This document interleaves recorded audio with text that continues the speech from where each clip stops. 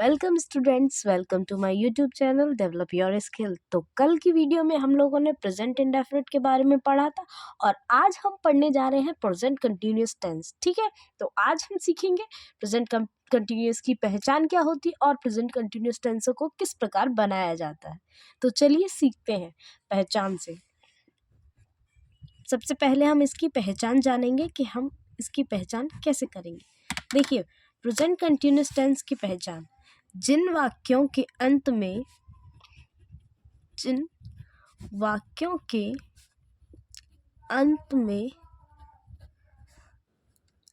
रहा है, रही है, रहे हैं आदि शब्द आते हैं, प्रेजेंट कंटिन्यूअस टेंस कहलाते हैं। ठीक है, देखिए एक बार फिर से पढ़ते हैं। जिन वाक्यों के अंत में रहा है, रही है, रहे हैं आदि शब्द आते हैं, प्रेजेंट कंटिन्यूअस टेंस कहलाते हैं। चलिए अब इसके कुछ रूल्स भी देख लेते हैं। ठीक है, तो रूल नंबर फर्स्ट है,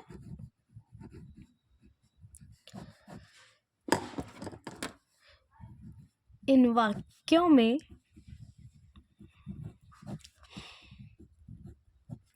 हेल्पिंग वर्ब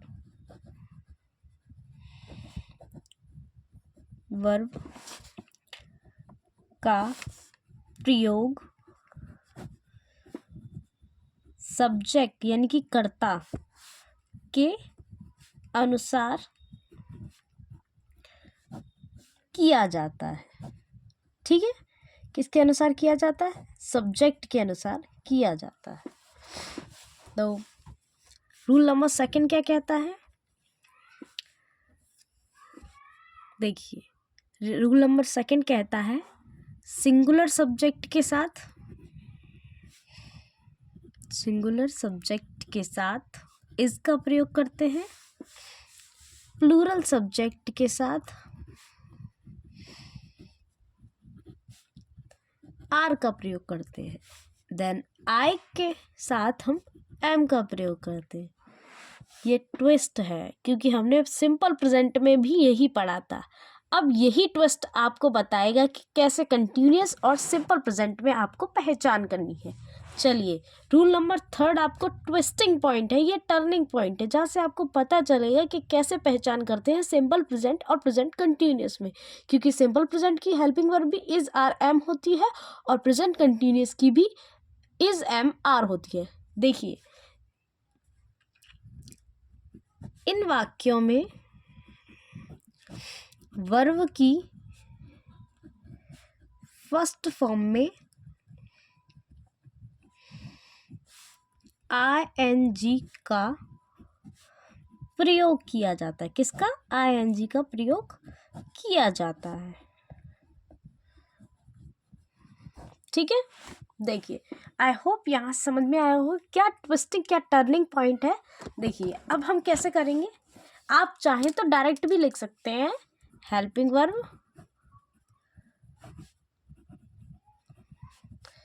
इज आर और एम। चलिए नेक्स्ट देखते हैं आगे। वही प्रोसेस हमारी affirmative sentence.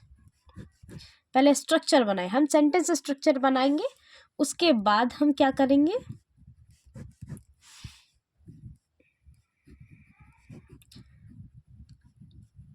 S for single. Okay, तो पहले हम करेंगे अफर्मेटिव का सेंटेंस स्ट्रक्चर बनाएंगे। तो सबसे पहले सब्जेक्ट एंड देन सब्जेक्ट के अकॉर्डिंग इज आर एम, फिर V first plus ING plus object. ठीक है, एग्जाम्पल भी ले लेते हैं। शीला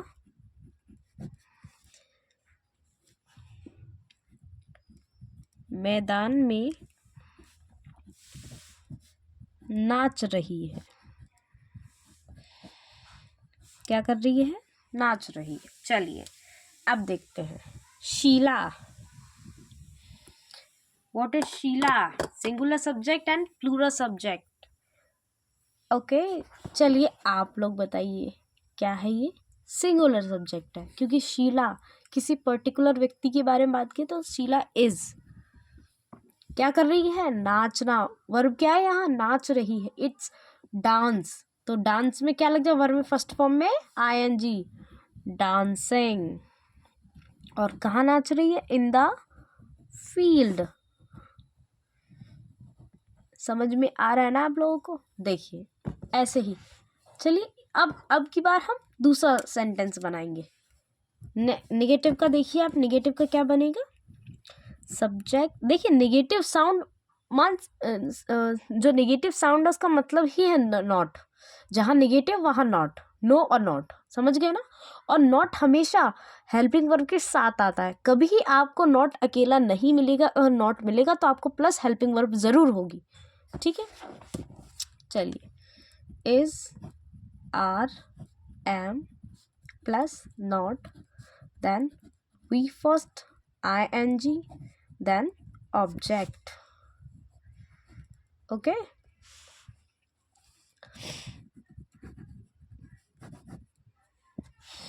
चलिए अब हम करते हैं नेक्स्ट सेंटेंस। मैं कक्षा में नहीं पढ़ रही हूँ। नेगेटिव है ना? नहीं पढ़ रही हूँ। ओके, चलिए अब इसको बनाते हैं। तो मैं कक्षा में नहीं पढ़ रही, नेगेटिव साउंड कर रहा है ना, नहीं आ रहा है, तो that means it's negative. Okay, चलिए मैं कक्षा में नहीं पढ़ रही हूँ, तो आई एम नॉट। ठीक है, आई एम नॉट पढ़ना की रीडिंग या फिर studying. I am not studying in the class. I am not studying in the class. Okay, then अब आते हैं हम सिंगल इंटरोगेटिव पे। चलिए सिंगल इंटरोगेटिव स्ट्रक्चर बनाते हैं। सॉरी, क्वेश्चन वर्ड नहीं होता। HV प्लस HV क्या है? Is, are, am. Subject plus V first में ING plus object, and then the most important thing is question mark. Okay, चलिए अब इसका हम बनाते हैं वाक्य। तो इसका वाक्य क्या बनेगा? हमने मैं लिया, शीला लिया, देन हम प्लूरल सब्जेक्ट। वे छत पर नाच रहे हैं। Okay, that question mark. तो क्या बन गया ना इंटरोगेटिव? क्या वे छत पर नाच रहे हैं? चलिए अब इसका कैसे बनाएंगे? स्ट्रक्चर क्या था हमारा? पहले हेल्पिंग वर्ब, तो वे की क्या होती है? दे। तो दे के अकॉर्डिंग आर दे डांसिंग, नाचना। ओके, डांसिंग कहाँ? छत पर, on the roof, and the most important thing is question mark. Okay, चलिए अब हम पढ़ते हैं डबल इंटरोगेटिव। क्या पढ़ेंगे? Double interrogative.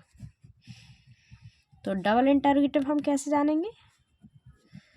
डबल इंटरोगेटिव का स्ट्रक्चर क्या बनेगा? सबसे पहले बनेगा हमारा question word, then helping verb, then subject, and then V first और plus ING, then object, and the most important thing is question mark. चलिए एग्जाम्पल से इसको भी समझते हैं हम लोग। हम बाजार क्यों जा रहे हैं?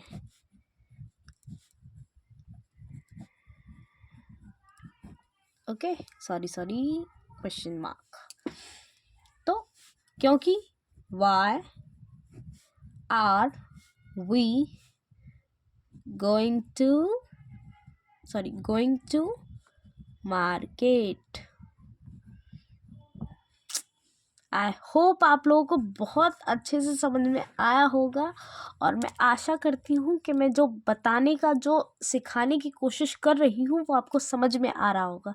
Thank you so much for giving your time. And अगर वीडियो आपको पसंद आई हो तो सब्सक्राइब कर लीजिए इस चैनल को, जिससे कि आपको आने वाली नोटिफिकेशन और आने वाली और जानकारियों को प्राप्त करने में कोई कठिनाई ना हो। Thank you so much for giving your time. Bye bye.